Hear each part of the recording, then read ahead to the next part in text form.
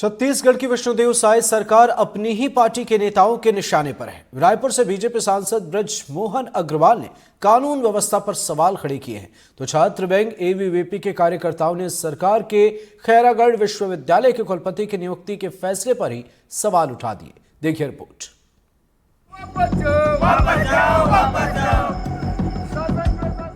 छत्तीसगढ़ सरकार के फैसले के खिलाफ ये नारेबाजी इंदिरा कला संगीत विश्वविद्यालय खैरागढ़ के गेट के बाहर की जा रही है। विरोध विश्वविद्यालय के नए कुलपति के रूप में हाल ही में प्रोफेसर लवली शर्मा की नियुक्ति को लेकर किया जा रहा है।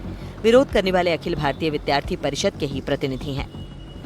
शुरू में उन्होंने ग्वालियर में रहते हुए बहुत सारे भ्रष्ट कार्य किए हैं अपने परिवारजनों को फायदा पहुंचाने का, और सबसे बड़ा गंभीर आरोप तो ये रहा है कि वे छात्रा बहनों के साथ भी जो कृत्य उन्होंने किया है, मुझे बोलते हुए भी अच्छा नहीं लग रहा है, क्योंकि वे खुद महिला है।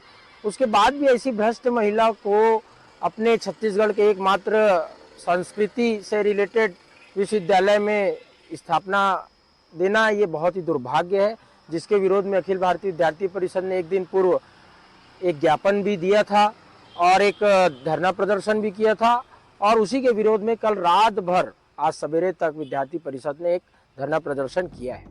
15 महीने की विष्णुदेव साय सरकार पर पहली बार किसी अपने ने सवाल नहीं उठाए हैं। विधानसभा सत्र में अपने ही विधायकों के सवालों से घिरती रही सरकार अब बीजेपी नेताओं के सवालों के घेरे में भी है। रायपुर सांसद बृजमोहन अग्रवाल ने 1 महीने में साय सरकार को 2 पत्र लिखे। पहले पत्र में बर्खास्त शिक्षकों का मामला उठाया, 2900 बीएड डिग्रीधारी शिक्षकों पर निर्णय की मांग की। दूसरे पत्र में रायपुर में बढ़ते अपराध का मामला उठाया, रायपुर शहर में पुलिस बल बढ़ाने की मांग की।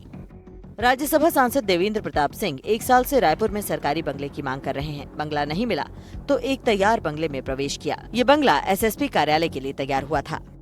देखिए, सबसे पहले तो इस बात की किस खूबसूरती की तारीफ होनी चाहिए कि भूपेश की सरकार नहीं है, कांग्रेस की सरकार नहीं है, कि जब जयसिंह अग्रवाल अपने कलेक्टर के भ्रष्टाचार के आरोप में पत्र लिखते हैं तो बजाय अपने मंत्री का साथ देने के भ्रष्टाचार अधिकारियों को बढ़ावा देते थे।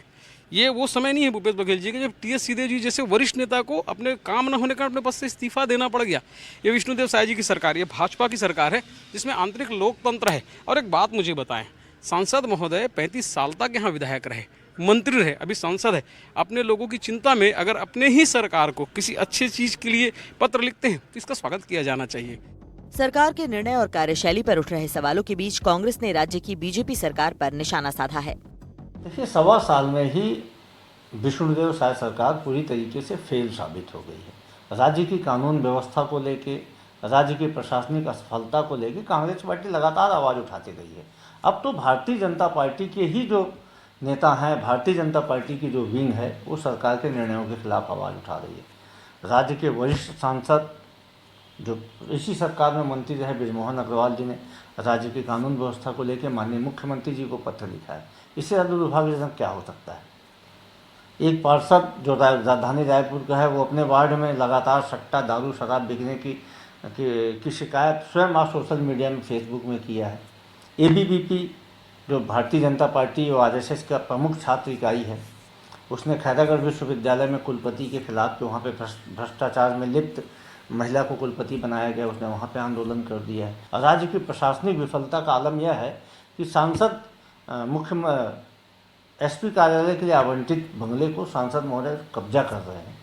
मतलब इससे ज़्यादा प्रशासनिक विफलता और क्या हो सकती है। ये स्थिति है भारतीय जनता पार्टी की सरकार में, प्रशासनिक अराजकता फैली हुई है चारों तरफ। छत्तीसगढ़ सरकार की कार्यप्रणाली और निर्णयों पर अपनों ही द्वारा उठाए जा रहे सवाल भाजपा की आंतरिक लोकतांत्रिक व्यवस्था है या फिर अपनों की नाराजगी के बाद उठी चिंगारी, यह अब भी बड़ा सवाल बना हुआ है। रायपुर से कैमरा सहयोगी प्रवीण साहू के साथ नीलेश त्रिपाठी, एनडीटीवी।